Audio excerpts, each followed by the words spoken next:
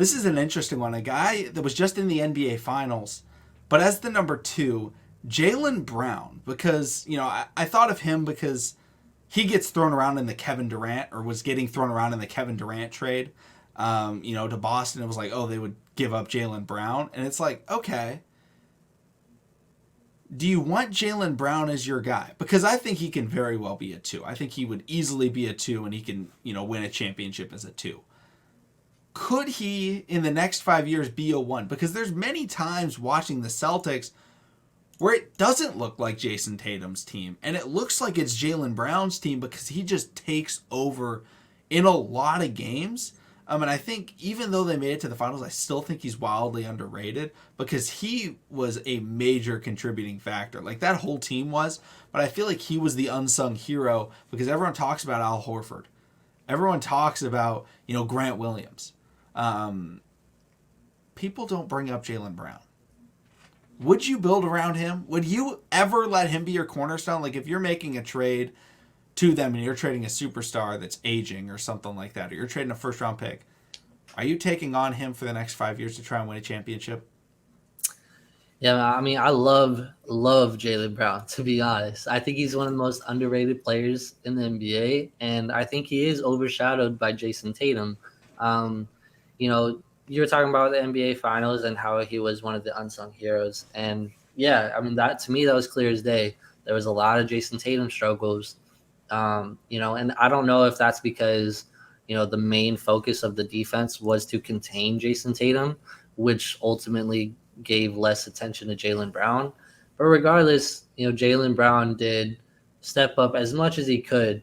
And there has been a lot of moments. You see, that's the difficult thing between Jason Tatum and Jaylen Brown.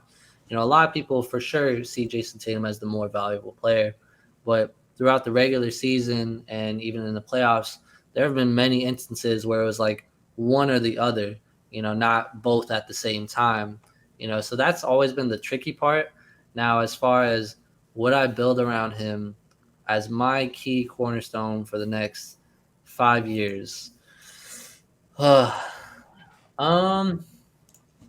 Man, I I think I actually, if you build correctly around him, I could see it. I could definitely see him as a cornerstone or even a number one option.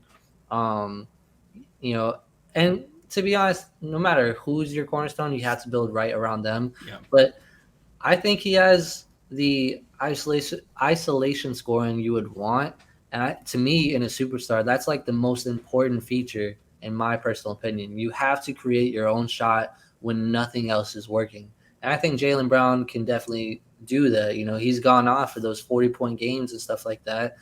So I have the confidence that he's someone I would want as my key cornerstone. He can create a shot.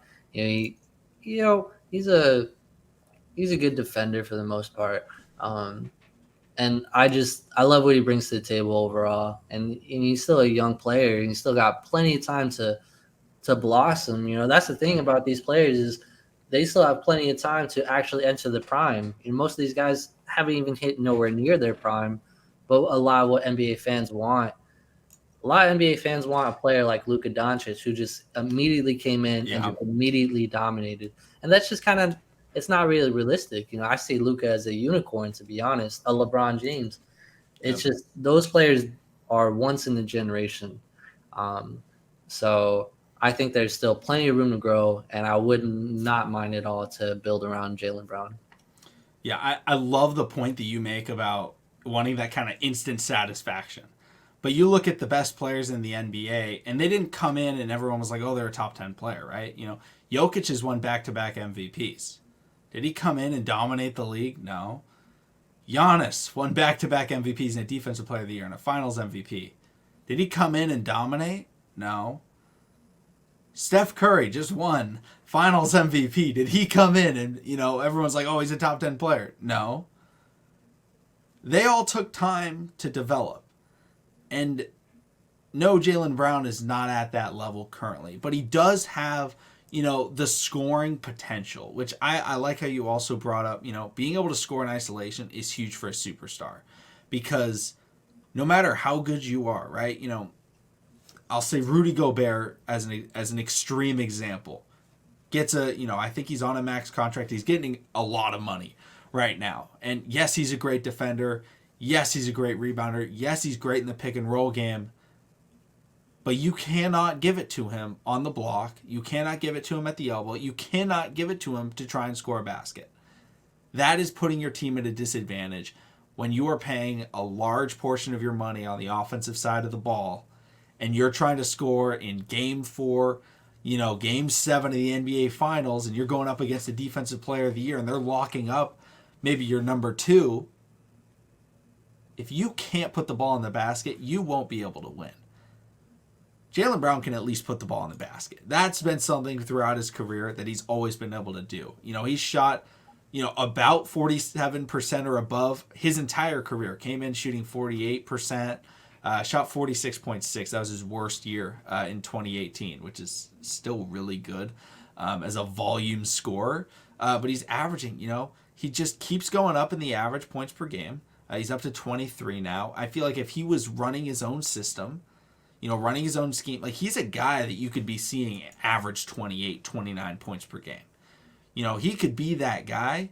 But as far as like building a championship, personally, I don't think I would, because I just don't know if I feel like he would get into like that just under tier. I feel like he could get to the, sorry Blazers fans, we're going to talk about you later, the Damian Lillard tiers where like he's leading a team and it's very clear that he's very good, but it's also, you're like, I don't know if he would be able to win, right? I think he could definitely lead a team to the playoffs. He may be able to win a series, but him going head to head, when you go into these NBA playoff series, many times it's the best player wins the series because it comes down to that isolation. In the Eastern Conference, in the Western Conference, do I see him going head to head against a Luka over the next 5 years, or a Devin Booker, or a Steph Curry, and being able to come on top? I just don't see it right now.